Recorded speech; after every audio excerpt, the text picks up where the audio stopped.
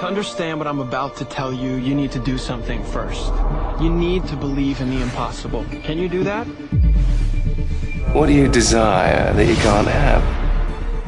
Now you should at least give a brother a moment to say something heroically clever. You're the boy from the circus. So I have this thing with rolls. There's about a dozen ways that I could stop you right now. But I don't think I have to. The staff chose me, and I choose you. I started up a security firm. Finally, a superhero team I can actually get behind. In the future, my friends may not be heroes, but if we succeed, they will be remembered as legends.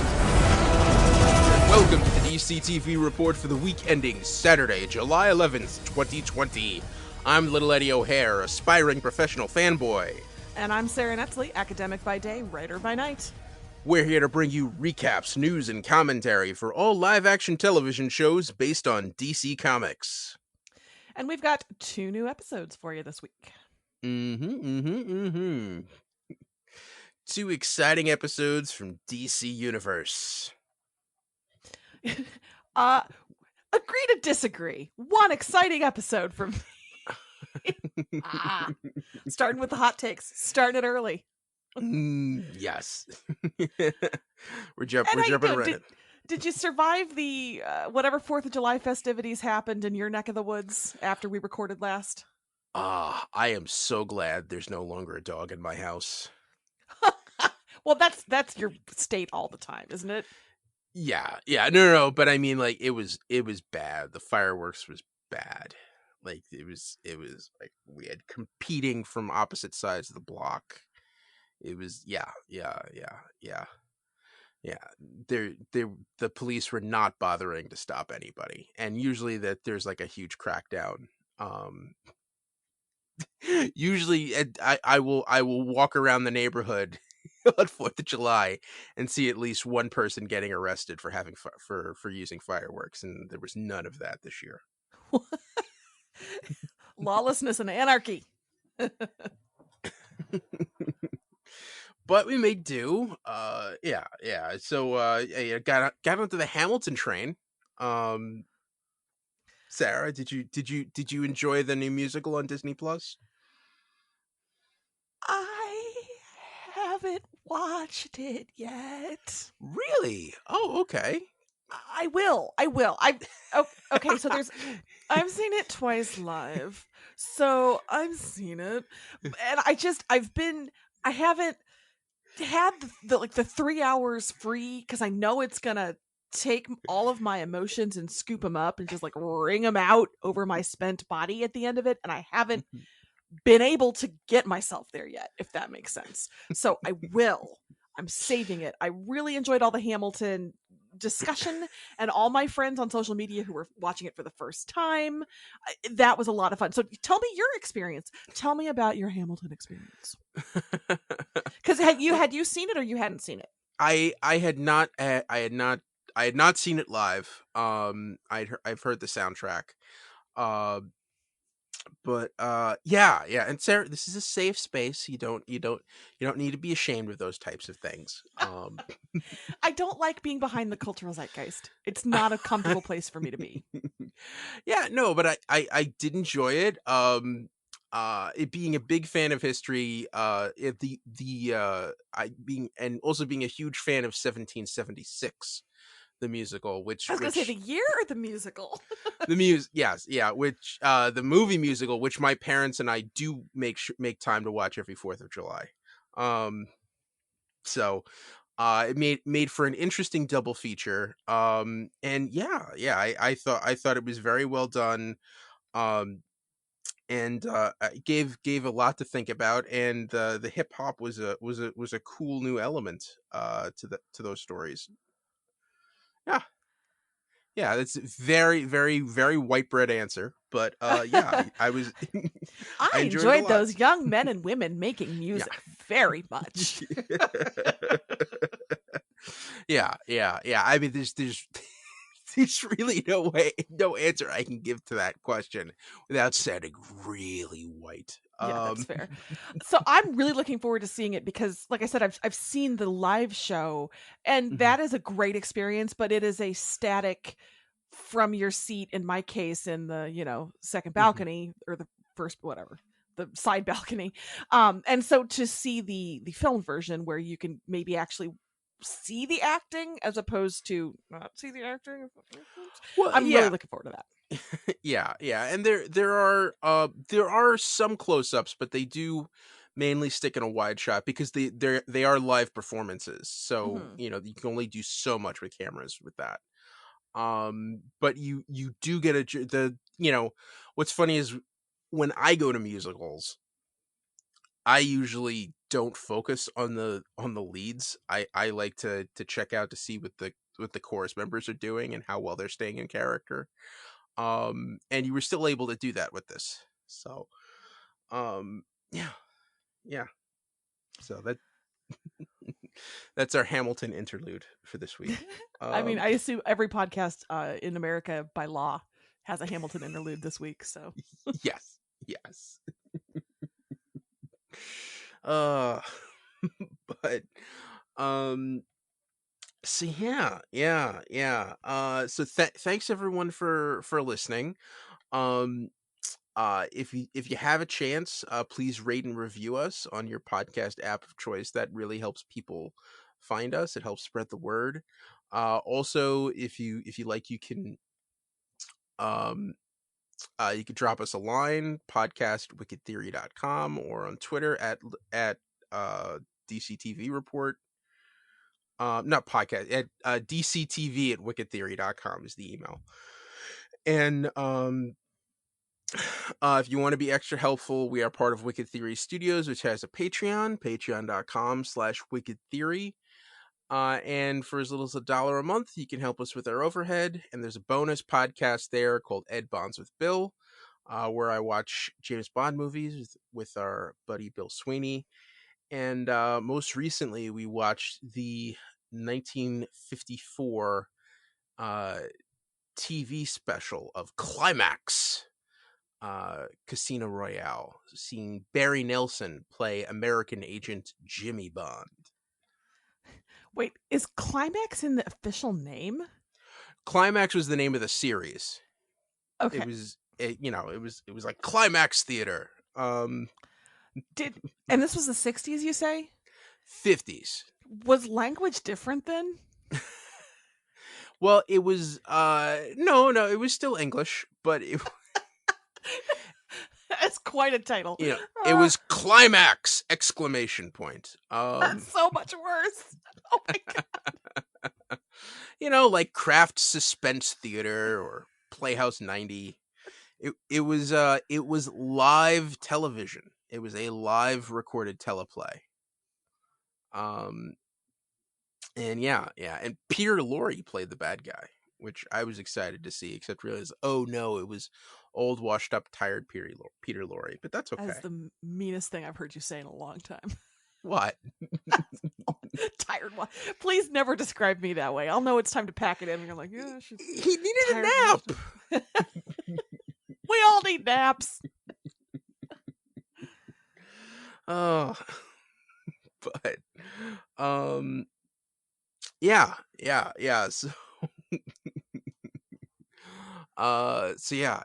we're in the non-canon James Bond movies coming into the home stretch. So Sarah, what have you been up to? Hey, have you been on Movie the Needle recently? My most recent spot dropped, I want to say last week.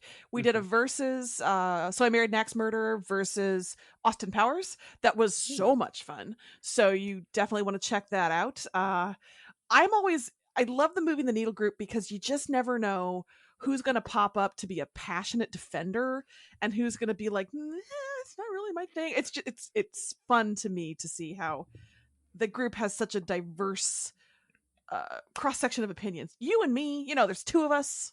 I feel like people can probably guess how we're going to feel about things most days.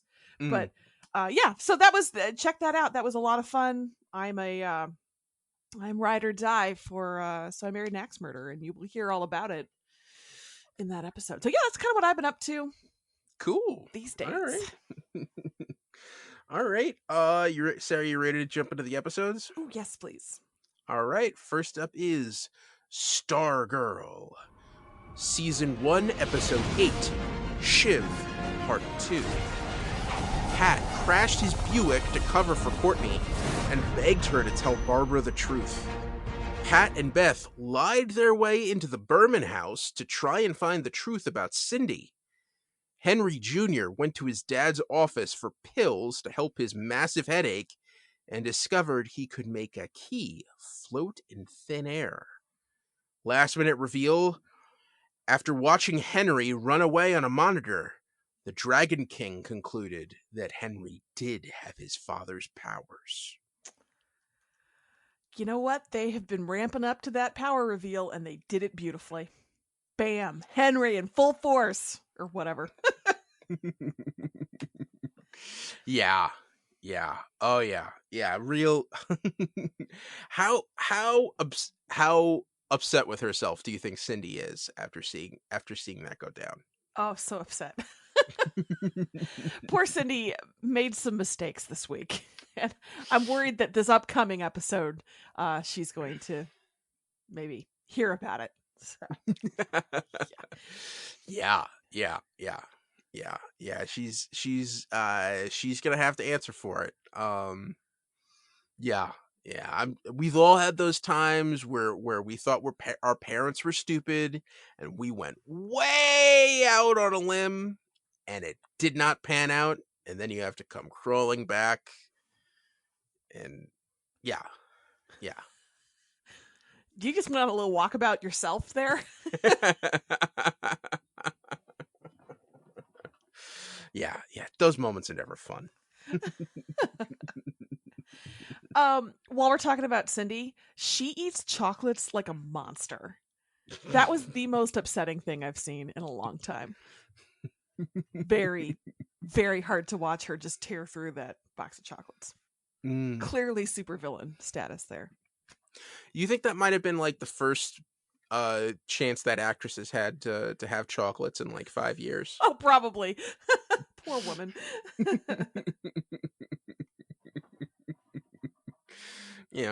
Sometimes I wonder about those things.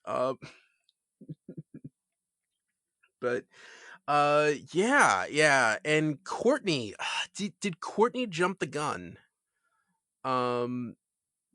And I feel like the cosmic staff should have stood its ground. I had that thought that if she could just be like, yeah, Pat's in trouble every time she wants to take the staff out, and the staff is, oh, okay. Mm-hmm. So that I do feel like the staff should be smarter. Yeah. Well, it's also weird because I thought it was because Pat had that moment where he's trying to talk to the staff and tell it to keep Courtney safe, and he doesn't. He walks away before the staff is able to acknowledge it. And I thought that was a cool moment, but then for the staff to give in, I was actually kind of surprised. Where it's like, oh no, you gotta hold your ground. But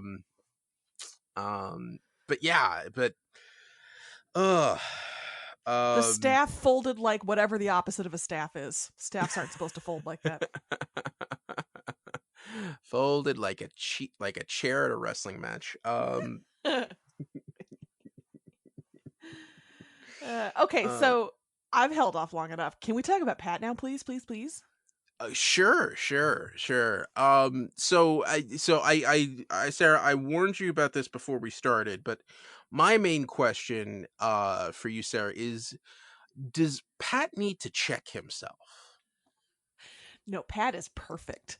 Pat does not need to change a thing. He's doing what he's doing. He's doing it well. What a mensch, to wreck his car to cover for Courtney, everything. Even Stepford wife, stepmom Bobby is like, this is a man, and I'm going to give him my cookies. Everybody loves Pat, as they should. No, I think Pat's doing just fine. What do you think? Yeah, that is love right there. Wait, which part? The cookies or the wrecking the car? The wrecking the car. That is that I actually gasped. Like I it took me a little bit to get to what he was doing, and then I was just like, oh, Pat. Oh, yeah, that was good. Yeah, that is commitment. That is commitment. He's a good sidekick / mentor. Yeah, and just kind of that blind faith that seems that seems perfect in line from a superhero sidekick from the 40s. But in 2020 is a very selfless act. There is a little bit of I do like that he told Courtney, you've got to tell your mom we're not doing this. I think he's trying to protect her, but make her be responsible. Yet again, this show is emphasizing how freaking old I am, apparently, because everything Pat does, I'm like, yeah, no, that's right.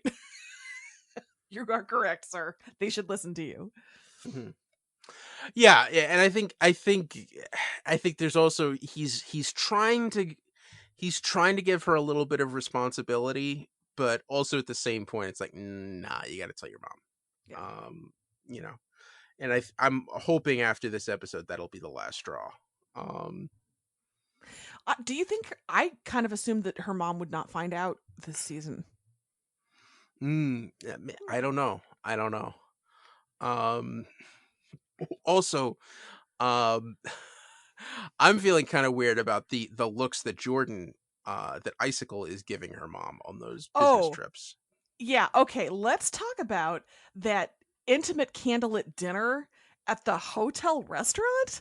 That is not work dinner appropriate, right? That is No, not, it's not. That was wild. And I can't believe that didn't get explored more.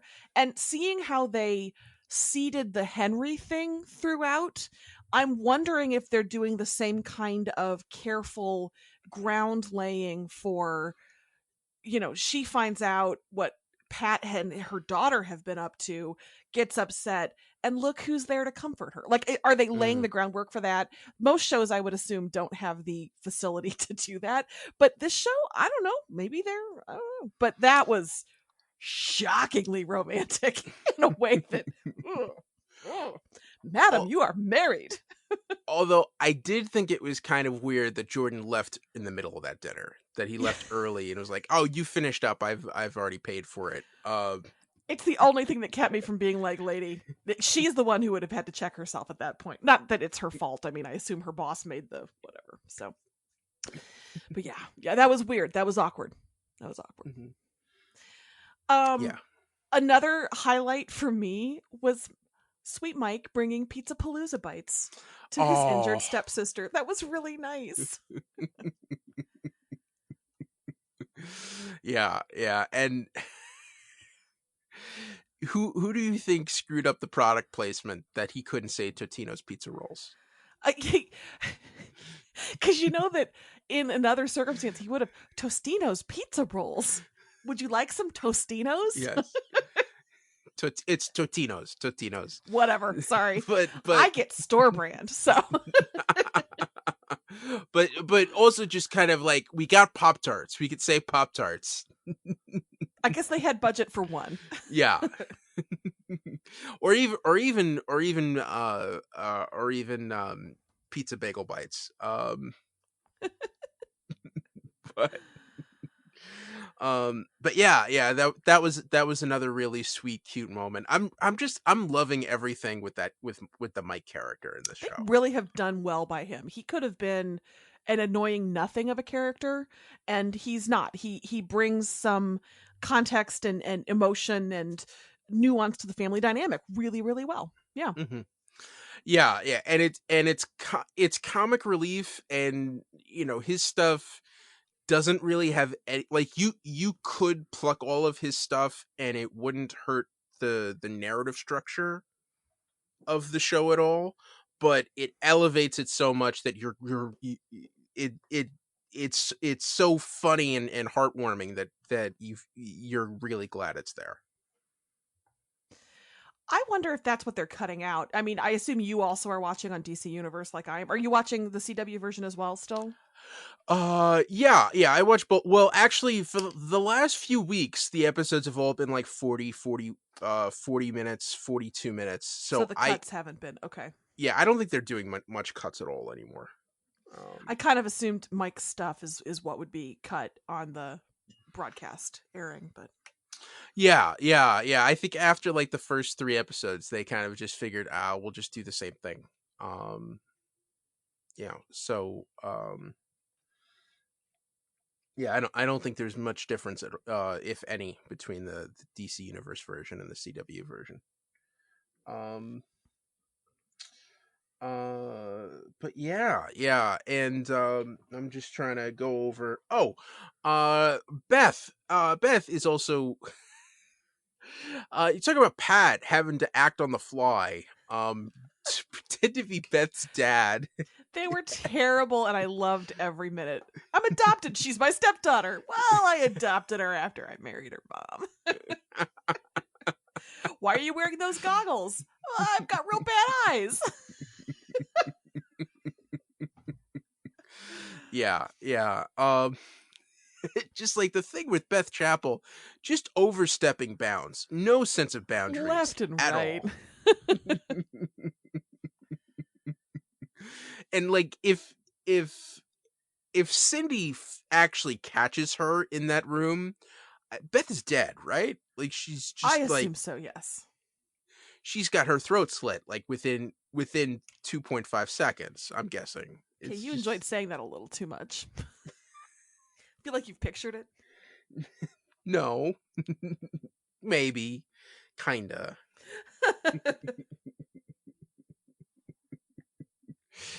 um and it's also interesting, like there is a big fight scene at the end, but the real dramatic tension of this was getting enough time for Beth to find what she needed and escape. um that was like the real act 5 of the show. Yeah. Mhm. I did think just openly opening that keypad and checking things out, I was just like, oh no, this is not how it's done, guys. This is no. Yeah, and going in that basement and finding Grundy. Mm. Yeah. In the universe of miniature JSA superheroes, she's the one I would want to do that the least. No, Beth, not Beth, just not Beth.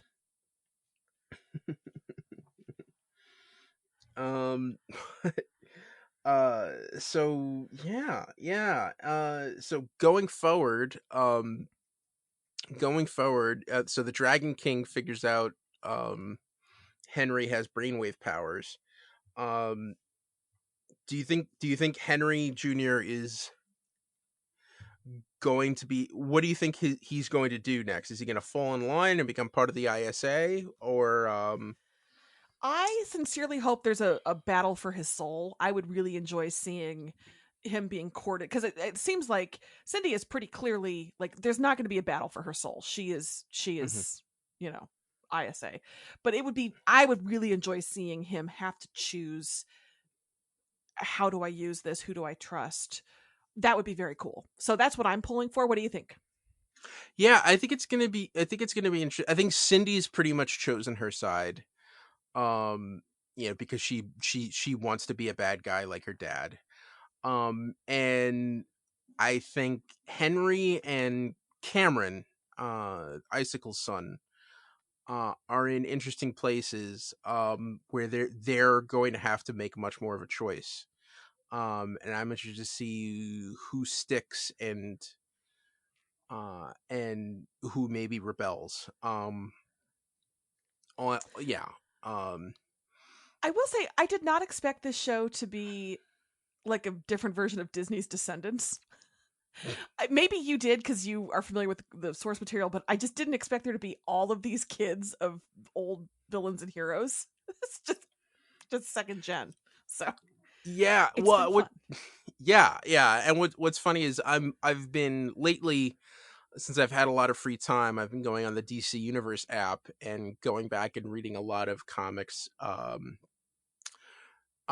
involving these characters from the 1980s in books called All Star Squadron, and which is about the JSA characters actually in during World War II, and Infinity Inc., which is those characters and their kids in the 80s trying to form their own superhero team.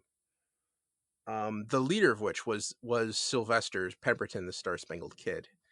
Um, and yeah, it's interesting to see, like, they're like Jeff Johns is grabbing from all of those storylines, as well as his own run on Stars and Stripes and JSA from the late 90s, early 2000s. Um, and yeah, it's exciting. It's exciting. And what's interesting for me, my household is haven't read much in the way of comics since the late 90s household.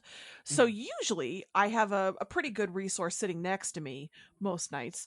But for this, he's just like, yeah, no, sorry, I didn't read these. So I feel really in the dark, where usually, he can give me some, oh yeah, no, that's going to be so and so, or that's going to be such and such. So it's been kind of fun to just be a watcher and not have, ever so often, Jason will pop up with, oh yeah, that is so and so, and he'll totally spoil a thing that so it's fun. I'm in the dark. It's great.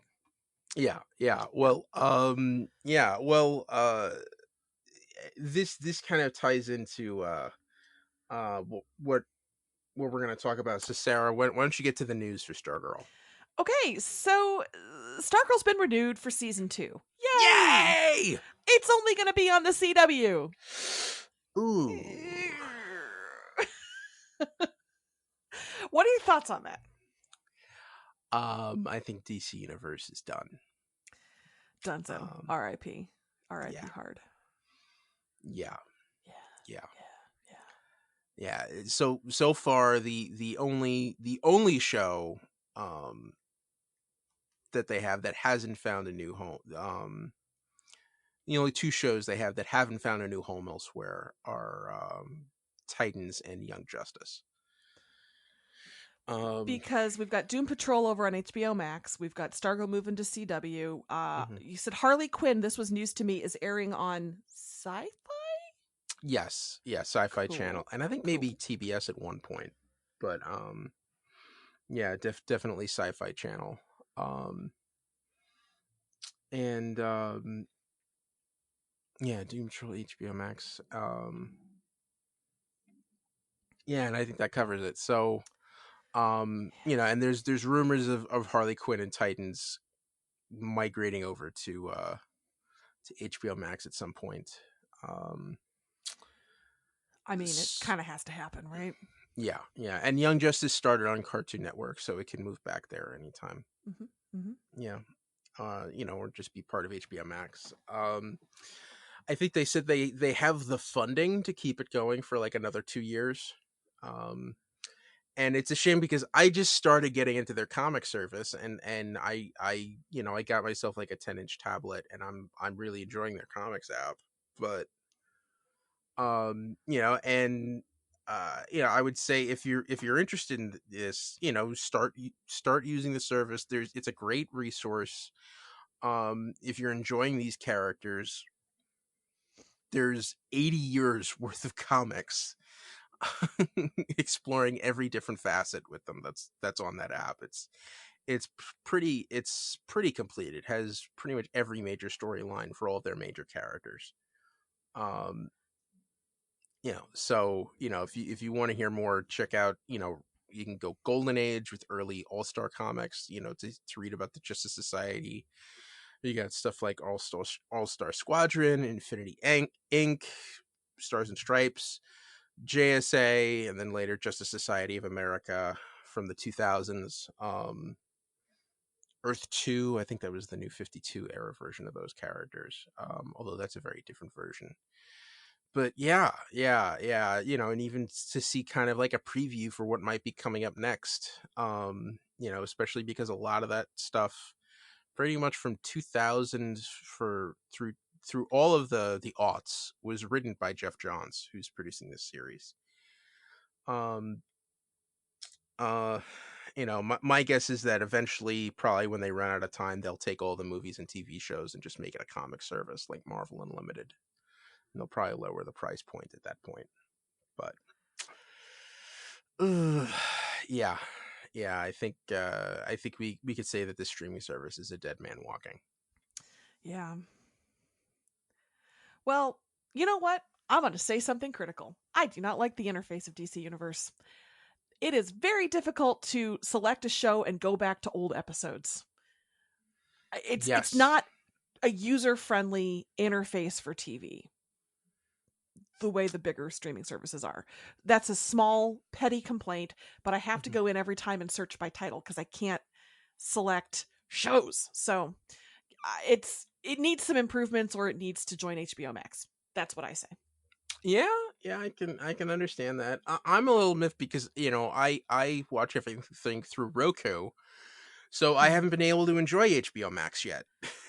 Well, I watch everything through TiVo or Fire Stick, and same, ditto. So. Yeah, that's right. Amazon hasn't made a deal yet with, and I'm hearing Peacock, which is NBC Universal streaming service, still doesn't have contract with either of those. Oh, great. And Peacock's going to be free, but you can also pay for it. But this is it almost makes me miss cable. Almost. Not quite there yet. Comcast. All right. So that covers it for Stargirl. Are you ready to jump into the next episode? Yeah, let's do it. All right. Our final episode for this week is Doom Patrol, Season 2, Episode 5, Finger Patrol. Vic brought Cliff to Detroit to ask his dad about developing Robot Man upgrades and contemplated how to patch things up with Ronnie. After Rita whiffed an audition at a gardening retailer, Larry brought her along to have a day with his rediscovered family. Niles convinced Jane to let Baby Doll take over and have a playdate with Dorothy. Last-minute reveal, Jane stood helpless in the underground as the flaming Manny ripped out Baby Doll's heart. So, I've never been the biggest fan of Baby Doll, but oh no. What happens when that happens in the underground? I don't know. Huh. Yeah. Yeah, it's intense, isn't it? Yeah. It's intense. Yeah. Where do we kind of go from there? I'm so proud of myself for coming up with the idea of the flaming Manny. Can't pat myself on the back for that. Yes, that was good. Good work. Yeah. A lot for this episode. Sarah, you told me before you weren't so jazzed about this episode. So all right, brace yourself for a Games of Thrones complaint. The season has been dark this season, and I don't mean tonally. I mean with my eyeballs. I'm watching it during the day, and I cannot tell what's going on because everything is so dark. So part of it is just my annoyance that I cannot see what you people are doing. But yeah, this one just didn't. A lot of dream sequence, a lot of kind of fantasy sequences, not a lot of real world stuff, and that just doesn't. It's not my ideal storytelling component. So I thought the Larry stuff, as always, was great and heartbreaking, and I was so pleased when he came out to his son, and then curse your sudden but inevitable betrayal. Yeah, it's just this one didn't. I don't know. Convince me. Get me on board this episode. Well, I thought the Larry stuff was heartbreaking. I thought it was fun that he brought Rita along to kind of cheer her up, but even though it's not the kind of people you want her hanging around with. No. Just having her alone with poor little Toby, who has no idea what she's talking about. Also, Sarah, I don't know what kind of experiences you've had in community theater, but do you know anyone who's ever given an audition in the middle of a gardening center at Lowe's? No, but I immediately recognized the monologue from Our Town, having been in Our Town. Do any human beings ever realize life while they live it? Every minute. Rita didn't even get to that, like, that height of that monologue. Poor Rita. Mm. Our Town is such a perfect choice for her monologue too. It's so Oh yeah. old school, mossy. So good. But she got the part. Good You for know, her. and you know, for someone goes on a boating trip and gets sick. That is so community theater. And probably somebody in the cast warned them not to, and they didn't listen. And so, that person's going to be like, I told her not to go. Like, she knew what she was risking. Like, she knows we're all counting on her. She did that anyway. Can you believe the selfishness? Yeah. Fun side note, I was Baby June in Gypsy, in a local regional equity theater production of Gypsy. And it was the summer that rollerblades were very hot, and my mother would not let me rollerblade because she did not want me to fall and break anything, because it was a major enough role for this professional summer stock theater company. And I felt like the most deprived kid because I wasn't allowed to rollerblade. But as it turns out, she was right. I 100% would have broken a wrist, and they would have had to replace me, and that would have been so. Yeah, you gotta be. You can't go just boating willy nilly. You can't go rollerblading. The theater counts on you. There.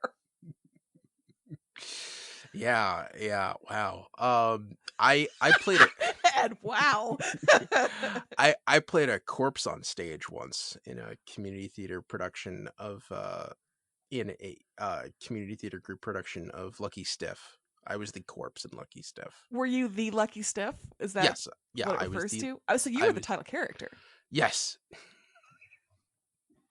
I was the guy who dies 3 seconds in, and then they drag his corpse around Monte Carlo for 2 hours in a That wheelchair. sounds like a challenging acting role for you.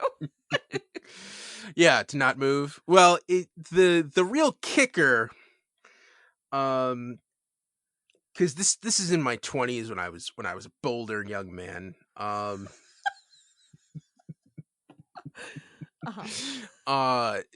only that, but like they propped me up to have me take bows, and then I just like dropped splat on the stage, and stayed there until the entire audience had left the building. That's actually really funny.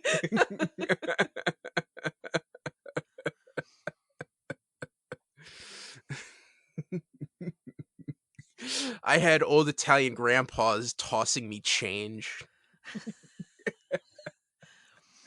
Is that a Staten Island compliment? Yeah.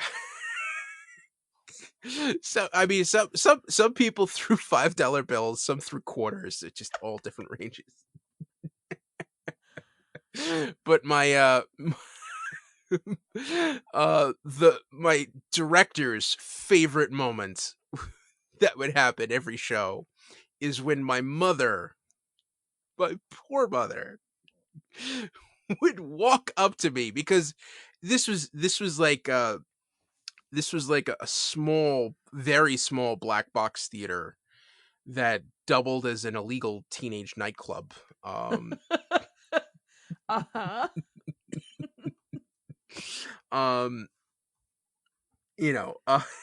Would walk down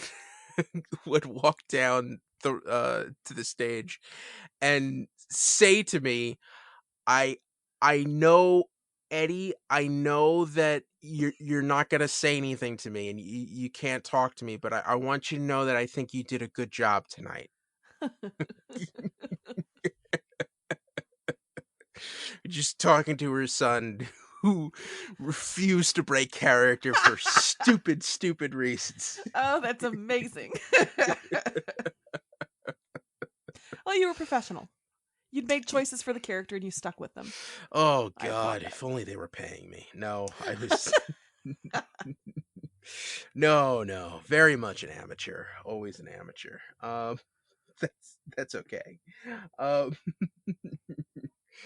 So yeah, there were some fun points to this episode. Uh I think it was really exciting to see Baby Doll have a friend and to see Baby Doll and Dorothy get along so well. Mm-hmm. But then realizing that Baby Doll doesn't know how to turn it off. Mm-hmm. And doesn't get tired the way normal 6-year-olds do. Because you've seen this, you've seen people with kids. You know, you take them out for a day on the playground, and you know by the end of the day, you're carrying them in your arms. You know. Yes. Yeah. Yeah. Yeah. Um, they're just exhausted. The only backlash is that out of that exhaustion, it causes it causes the temper tantrum means your imaginary friends come out and set everything on fire. Yeah, it's a problem. It's a real downside. Yeah. Yeah.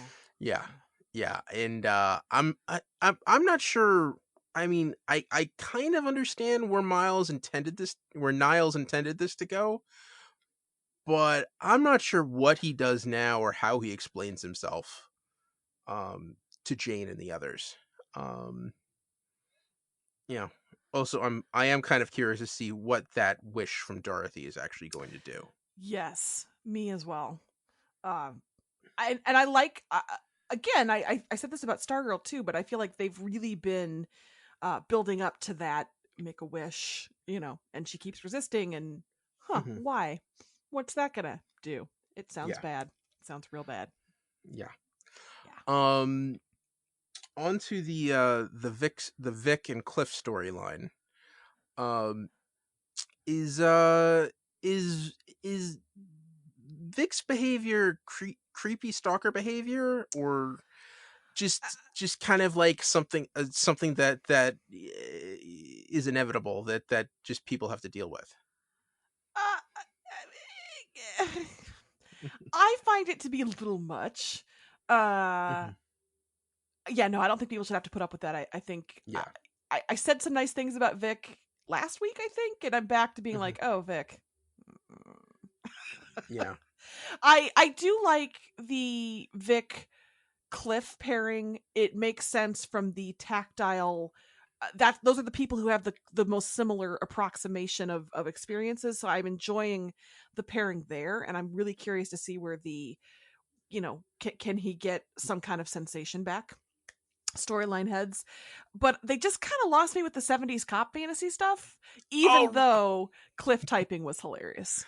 oh, come on! I know, I'm no fun. Steel and Stone. Uh, It was the perfect name.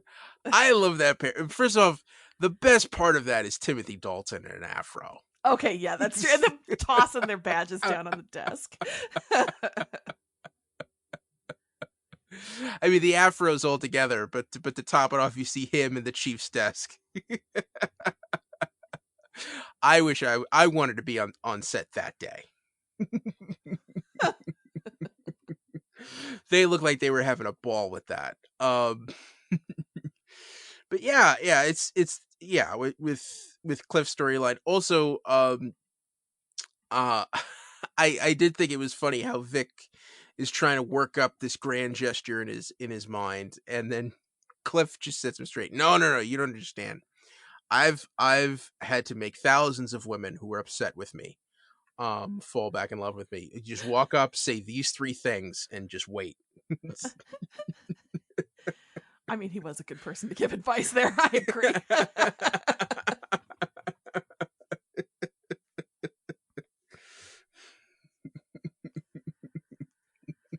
So yeah, again, this show is doing the thing where it shuffles characters and puts them together in different permutations. I'm enjoying the Rita Larry thing. They've had a lot of good pair ups this season so far, but seeing Cliff and Vic together was a little novel, so I did enjoy that. Yes. Yeah. And I'm curious to see if Larry's going to be able to recover from that. Ooh, I don't know. His son betraying him, and his grandson. Ooh, not looking like he was going to make it through. Yeah, not good. I feel like that's not how you endear yourself to your estranged family. That's not gonna help. And per I'm se. curious, like, where did all those agents disappear to? Like, because it felt like they fired the gunshots, Rita protected Toby, and then it just felt like all the SUVs vanished. Well, Was- the budget only goes so far. mm. It just kind of felt weird. But yeah. So, um, all right. Anything more to talk with for this episode, or news for Doom Patrol? If you can tell me where I know Larry's son from, that would be great. I don't know what Oh, I know him from. yeah, he's one of those character actors who's been in everything twice. He played the main character's father on Timeless. I don't know if you remember that show from. Of course I do. Yes. Mhm. Okay, maybe that's it. We'll go with Yeah, that. yeah, another endearing father figure who turned out to be Not so turned out. great. Yeah. Kind of a crap bag. Yeah. And of course the humping ghosts were back. I do want to say that before we move on. So, Yes. yeah. News wise, this isn't news necessarily, but there were two kind of I don't want to say cute, but cute things that happened. Jovian Wade, who plays Vic / Cyborg, gave an interview recently where he said he'd love to do a crossover with Beast Boy from Titans, and that made me happy because I'm a Teen Titans Go person, and those two on the cartoon are so sweet together. So I thought, I kind of wish that they would do a Teen Titans Go vibe crossover with the two of them being ridiculous boys, because that's fun. And then also this week, okay, Ed, make sure I'm saying this right. People on Twitter tried to get Ray Fisher, who plays Vic / Cyborg in the movies, to crap on Jovian Wade, who plays Vic / Cyborg on the show. And Ray Fisher said, "No, I'm not doing that." Yeah. It was just kind. I think it was the usual haters gonna hate. Just people trying to stir up. Yeah. I don't have the exact tweets in front of me, but just people trying to stir up trouble. And Ray Fisher came out and said, "Yeah, no, Jovian Wade's cool. I actually really like what he does with the character on that show." Um, and Wade came back and said, "Yeah, oh, thanks. I really admire Ray Fisher," and it was kind of like a nice love fest. Mm-hmm. Just two guys who play the same person in different mediums. And I thought that was I thought that was really cool and worth mentioning. Nice. So Jovian Wade had a good social media weekend per week, apparently. So good for him. Yeah. Um all right. So that's it for Doom Patrol. Let's get on to news for the show. Okay, not a ton of news, but what we have, some of it is pretty major. So let's start with Batwoman. Hey, we've got a new Batwoman. Javicia Leslie has been cast as Ryan, the new character who's going to be taking over as Batwoman after Ruby Rose's departure. She starred in God Friended Me, which is a show I'm told was on very recently, apparently. She's also been in BET's The Family Business. She was in MacGyver. She was in the film Always a Bridesmaid. So that's her sort of credentials. She is Black bisexual actress, so she's sort of carrying on that tradition of casting a member of the LGBTQ community as Batwoman. She's very excited to be, taking over the role. She looks great. I mean, she looks like she's going to be formidable. She seems like she has a lot of presence and charisma. I've not seen her in anything, but I'm very excited. Ed, what did you think about this? Yeah. I think it's I'm actually kind of surprised that they I mean, I guess they have to get ready to start shooting, but that they've announced it this early. Um but yeah, I mean, we've been on record saying, I think using a character other than Kate Kane is a bad idea. Oh, yeah. I'm But sorry. I should say I'm very excited by the actress's appearance. I wish she was being cast as Kate Kane. yeah, and but that's something with the writers and the producers. I don't think it's fair to take that out on the actress, and Congratulations to her on getting the part, and I hope that we're wrong, and that this works out. But um, yeah, but it's exciting that okay, we have a new Batwoman. Um, let's see where it goes from here. And speaking of social media love, which we just talked about in the Doom Patrol segment, Ruby Rose posted on Instagram, congratulations, welcomed her to the show. It was very collegial and warm, and it almost made me forget that she left under probably less than ideal circumstances, but she was very professional in welcoming the new Batwoman. So there you go. Cool. Yeah. Uh, One last bit of CW news before we move on. Legends of Tomorrow. We got a little bit more information about the upcoming season. Sarah's going to have a separate storyline. You know, she's been abducted by aliens, so that storyline will be kind of hers to carry for a while, and that leaves the team without a leader. So they're going to have to get by sort of Party of Five style, like no parental figure. So that's probably going to go well. I don't know. To me, it seems like Ava is the obvious step up and take charge, but they're sort of hyping it as leaderless team. What are they going to do? So that is what we have to look forward to in the upcoming season. So Sarah, you have the inside scoop on TV gossip. Is this contract negotiations gone wrong, or is Katie Lott's preggers? I have heard nothing. I have heard nothing to indicate it's anything but the storytelling that the showrunners want to do. If she ends up in a coma after being abducted by aliens, Dana Scully style, then we'll know it's a pregnancy thing and they had to do something. And so they're taking a page from the X-Files. But yeah, for right now, the gossip says silence. So let's assume it's just showrunner choice until we hear otherwise. Okay. We could start that rumor here. Like, we could be the podcast that's like, hey, did you hear? Yeah. Okay. Yeah. Cool. Moving on to the most head-scratching news of the week, for me anyway. There's going to be a Batman television show on HBO Max that is a prequel to the movie The Batman, starring Robert Pattinson, set in the GCPD, that shows how Gotham became the crime-infested hellhole it is. But it's not going to have Batman? So a Batman show without Batman. It is a shocking concept that I've never seen done before. Yeah. So this is this show is going to be executive produced by Matthew Reeves, who's directing the Batman, and Terrence Winter, whose previous writing credits he was an executive producer on The Sopranos, and he was also co-creator of Boardwalk Empire on HBO. So huge pedigrees there, and it's going to take place in the world of the Batman, the movie with Robert Pattinson that's being filmed right now. I misread this when I first read it. I thought it was going to be like Gotham Central, where it's going to be Gotham PD, as Batman's running around. And now they're saying that you're saying that it's a prequel, and I'm like, we've already seen this show. If you're going to make it gritty and dark and everything, just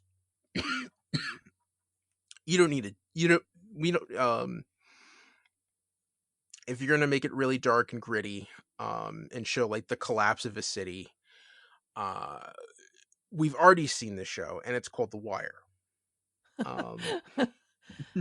Yeah, it's it feels like you're taking that Sopranos, Boardwalk Empire, probably The Wire sensibility, and then grafting it onto Batman DNA. So we had Gotham, which did this, but campy and wacky and fun, but you're adding that grimdark DC movie, element to it. I don't. This was not met with joy in my household, this announcement, because none of that sounds appealing to me. I enjoyed Gotham. I don't need a this take. But maybe it'll be great. Maybe it'll be, that's great pedigree. Maybe it'll be great. See, A Batman show without Batman. What a concept. To me, the better approach would have been if you did it Gotham Central, where it's the Gotham PD while Batman's around, and Batman's a character, you never see his face, you just see him in shadow and silhouette, and it's Harvey Bullock and Renee Montoya trying to be proper cops and do proper police work while the Batman is running around. And I mean, it still could be, right? Because I'll admit, I've not been following the Batman movie development as closely as I should. Is it going to be an origin story? Is Batman already going to be doing his thing? And if so, and if it's a prequel, if he's already doing his thing, then you could have that, I don't know. Yeah, I mean, the Batman is meant to be, they cast Robert Pattinson because they want it to be a very, very young Batman in his early years. God, give me strength. So, there are other characters, right? Like in the world, there are other characters in the world. Well, also, if you're gonna do a Batman show, just do Batman. All right. I've had enough of this. Let's do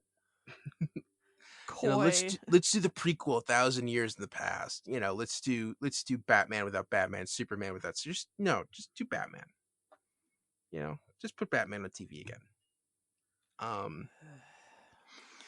But it's HBO Max, so pretty much all of the shows we've just heard announcements that they're in development and nothing much beyond that. This could be like the Blue Beetle TV show, or Superhero High, whatever the hell that was supposed to be.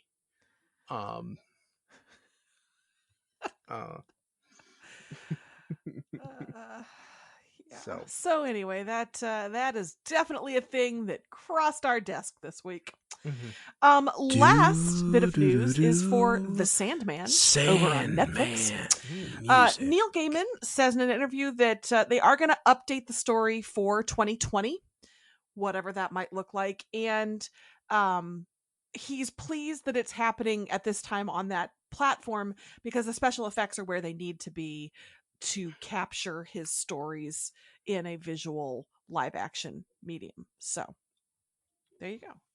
Sarah, can I share with you another conspiracy theory I have? Oh, please.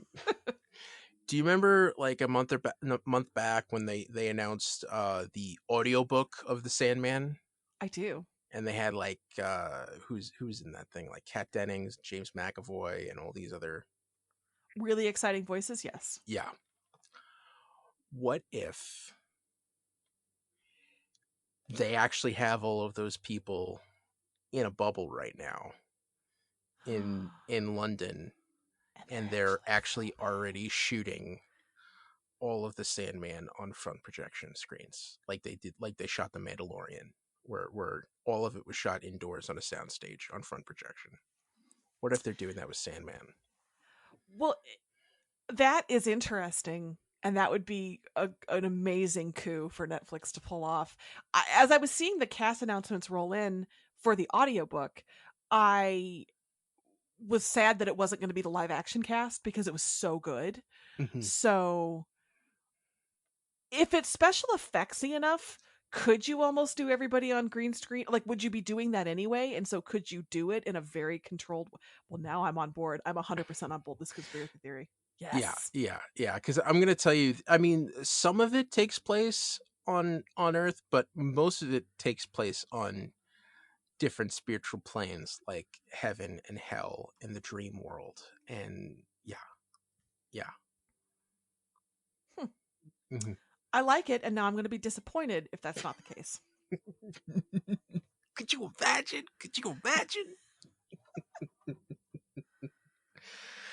All right. Was that the last piece of news? That was it. Okay. All right. So yeah, lots of stuff to think about as we head into our winners for the week. Mine's so straightforward. You want me to go first? No, I'll go first to get it out of the way because it's something that you did not enjoy earlier. And my winner for this week is Steel and Stone.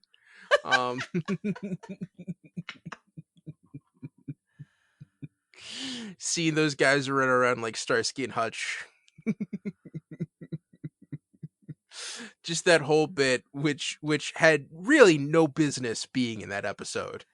This is what I'm saying. But it was the one bright, goofy spot in the episode that reminds you that this show is Doom Patrol. And Cliffs are allowed to daydream too. And the fact that he had fun daydreaming about Steel and Stone, with the fact that Vic's dad is a jerk and won't help him, was fine. And again, Timothy Dalton in a fake afro. I mean, really? That was good. Need I say more? That was good. You're right. That was good. All right, Sarah, your winner of the week. I mean, it was Pat from Stargirl. He sacrificed the thing he loves to cover for his stepdaughter, who was kind of a dummy.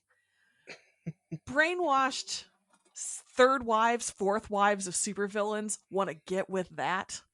He is willing to lie badly to help a teenager infiltrate a very dangerous villain's lair. Actually, that probably is not speaking well of him. I thought Pat had a great week this week. It showed a lot of, heart and support and mentoring. And he just, what a mensch, that Pat.